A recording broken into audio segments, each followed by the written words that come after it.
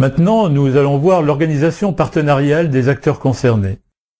Making It Work vise à mobiliser un groupe d'organisations autour d'une question en particulier, à documenter des exemples de bonnes pratiques et à soutenir ensuite des groupes cibles spécifiques pour répliquer ou étendre ces exemples à une plus grande échelle.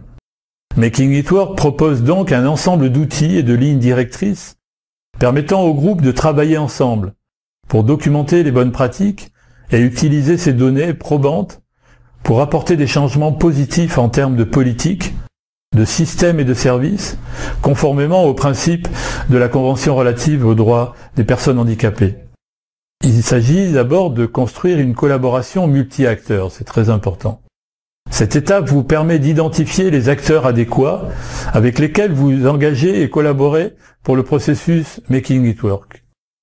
Elle vous permet également de définir comment travailler ensemble et quels pourraient être les différents rôles à se répartir. Une fois cette étape terminée, vous devriez avoir établi un comité formel ou informel ou un groupe pour démarrer votre initiative. Le scénario idéal consiste, pour tous les projets Making It Work, à bénéficier d'un comité multi-acteurs efficace, que ce soit un comité de pilotage ou un comité consultatif.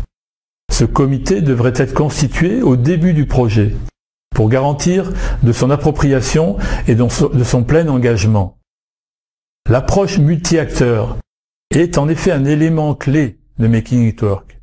Il s'agit d'une méthode pour créer une alliance d'apprentissage, réunissant des parties prenantes liées par un objectif commun dans la promotion de l'inclusion, formant ainsi un groupe. L'objectif est d'optimiser les relations, d'apprendre les uns des autres et de promouvoir le changement. C'est l'occasion de mener une action collective pour résoudre un problème. Les initiatives de Making It Work doivent mettre à profit les différents types d'expertise et de milieux, qu'ils soient ou non axés sur le handicap. Ensuite, pour construire cette collaboration multi-acteurs, le processus, qui consiste à ce qu'un groupe se réunisse pour traiter d'une question, grâce à l'identification commune de problèmes, à la prise de décision et à la planification de l'action, peut être un résultat positif en soi.